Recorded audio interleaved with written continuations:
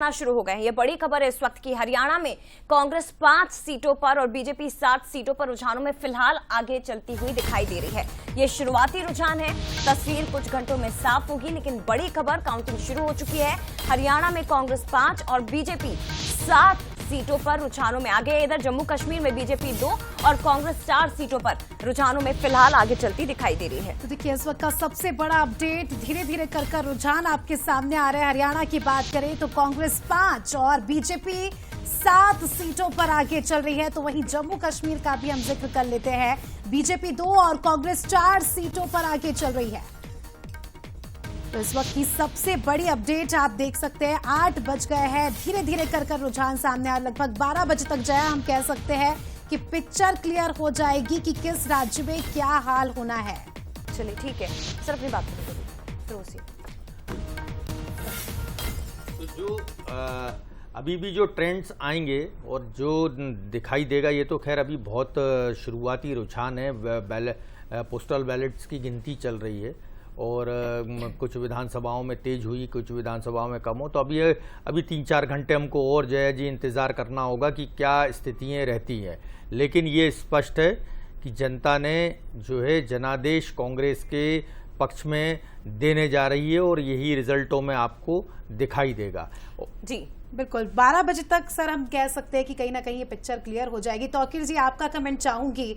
जिस तरह से फिरोज जी ने जिक्र किया कि किसान और नौजवान पहलवान सब कांग्रेस की तरफ है और सब ने मिलकर कांग्रेस का साथ दिया है, क्या कुछ कहेंगे?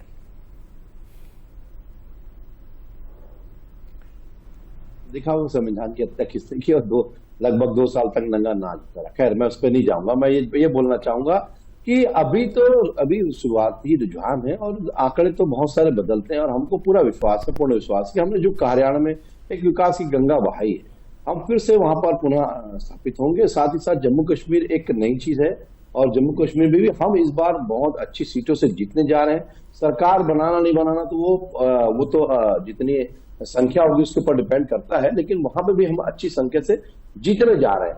ये 2 बड़ी उपलब्धियां हैं अगर आने वाले समय में देखें। और रही बात जो आपने देखा होगा, दुष्प्रचार जिस प्रकार से हुआ वो आप भी जानते हैं किस प्रकार से दुष्प्रचार हो रहा है, उससे कोई फर्क नहीं पड़ता। जनता समझदार है, आज हर किसी के पास में हाथ में मोबाइल है और वो जानती है कि किस प्रकार से लोग क्या बोल रहे हैं और कितना सत्य है कितना झूठ है, ये भी वो जानती है और सारी चीजें सामने है।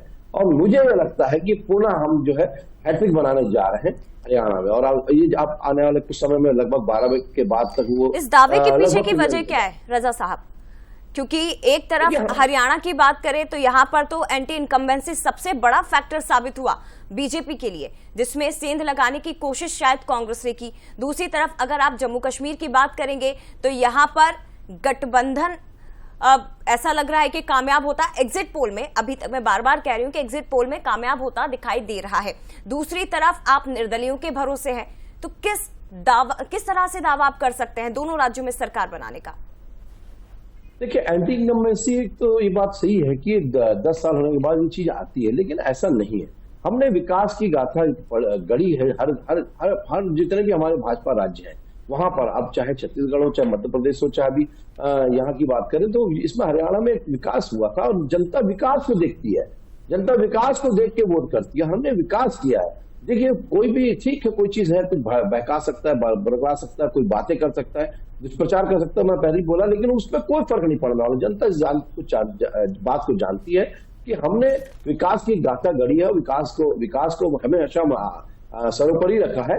उसी कारण से हम जो है हरियाणा में ही जीतने जा रहे हैं, हैट्रिक बनाने जा रहे हैं। साथ ही साथ जम्मू कश्मीर की अगर बात करें, जम्मू कश्मीर में भी हमने वही काम किया। जम्मू कश्मीर में आपने देखा होगा लोग बैलेट पे विश्वास नहीं कर रहे थे, बुलेट पे विश्वास कर रहे थे और वहां पर जो नंगा नाच हो रहा था, आपने देखा होगा कि पत्थरबाज के साथ साथ जो गोलियां गलियों में चलती थी। लेकिन आज स्थिति यह है कि सचिन तेंदुलकर भी गलियों में क्रिकेट खेलते नजर आते हैं। तिरंगा जो है वहां पर आप फहरा नहीं सकते थे वहां की राजधानी में। तो आप वो चीज देखिए कितना बदलाव हुआ है। और उसके साथ साथ जो ग्रामीण लेवल में, मैं तो खुद वहां पर जम्मू कश्मीर में काम करके आया हूं और मैंने देखा है, वो बोलते हैं बाकायदा कि जो पैसा केंद्र का आता था वो राज्य की सरकार अपने जेब में खुलेआम ठूसती थी। धारा 370 होने के कारण आज वो स्थिति नहीं है। आज वो विकास हुआ और जनता जानती है कि किसने विकास किया है।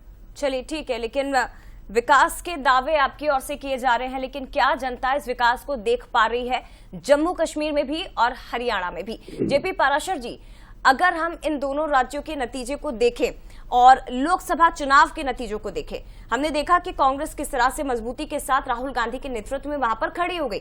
अगर हम लोकसभा चुनाव को देखें, और उसके बाद ये होने वाले सबसे महत्वपूर्ण चुनाव है हरियाणा और जम्मू कश्मीर। एग्जिट पोल जिस तरह से कांग्रेस के फेवर में जाते हुए दिखाई दे रहे हैं, आपको क्या दिखाई दे रहा है? क्या उत्तर भारत में कांग्रेस एक बार फिर से मजबूती के साथ अब खड़ी होने लगी है?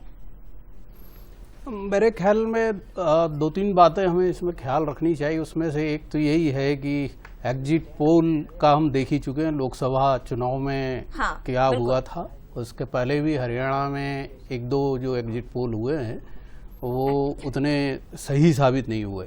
तो एक राइडर लेकर के चलना चाहिए कि ये अंतर शायद इतना बड़ा नहीं हो, क्योंकि लोकसभा में भी हमने देखा कि भारतीय जनता पार्टी ने 5 सीटें वहां पर जीती थी 10 में से। अब दूसरी बात ये है कि जो नतीजे, जी आपको रोकना चाहूंगी, दर्शकों को इस वक्त